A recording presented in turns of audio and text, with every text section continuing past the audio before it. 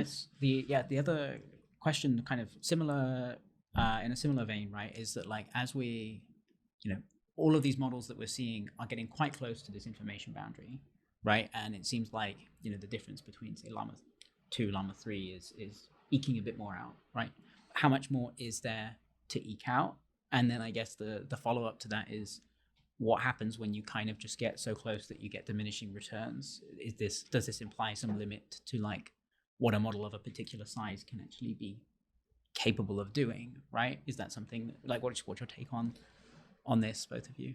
Yeah, I mean, I think there's two answers to that. Mm-hmm.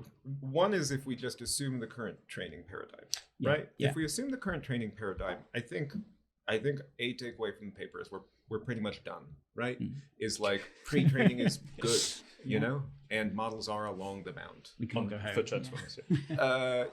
The post-training picture is more complicated, mm-hmm. where it's like getting this optimal compression of the pre-training data. Everyone's good at that. Getting this sort of more nuanced information about what makes for a good answer in a particular context, I think that has not saturated. Mm-hmm. And I think balancing those two, how you crowbar this sort of preference information in without ruining the kind of good compression that you got early in training, that is like really hard.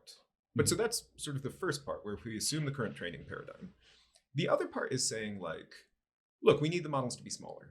From a compute perspective, the amount of compute it takes to do anything with these models is entirely prohibitive to actually training them, doing research on them, or using them on your phone in a meaningful way.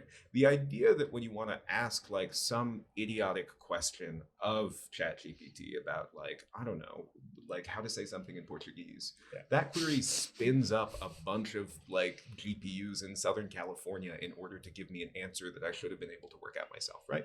And so if we could do that on a phone, that would be really nice. And what we can point to is we can point to like saying, hey, we think a huge part of the reason you can't do that is because at the parameter counts where that would be tractable, you really can't achieve the compression that it looks like you need. And so it's going, how do we shift that? Yeah. And so I think in terms of the current training methodology, pre-training is saturated, post-training is interesting. In terms of downstream, what else we could do, if somebody can work out the model or the pre-training procedure that gets those 1B or like 100 million parameter models to the compression profile that we're seeing at like 70 billion parameters, that would be wild. Yeah. Absolutely. Yeah. I think this is where the real benefit of using using the information bottleneck framework and kind of putting in the effort to normalize things, like the power of the estimator to be able to compare across model sizes, across architecture. I mean, something we haven't talked about is like dense models versus mixture of experts.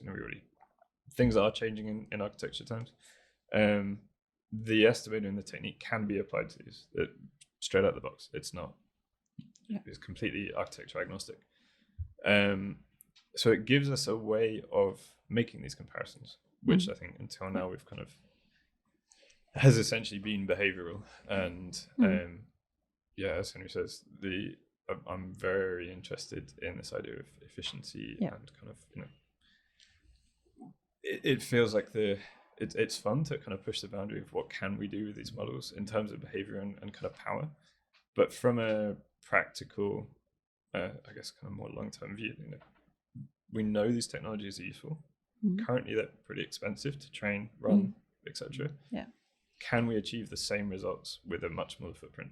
And that, to me, that's where the really interesting stuff lies. How do we get there? No idea. But those are really interesting questions. Yeah, absolutely. 100% agree. This is a really powerful tool to add to the toolbox of like ways of understanding what these models are capable of.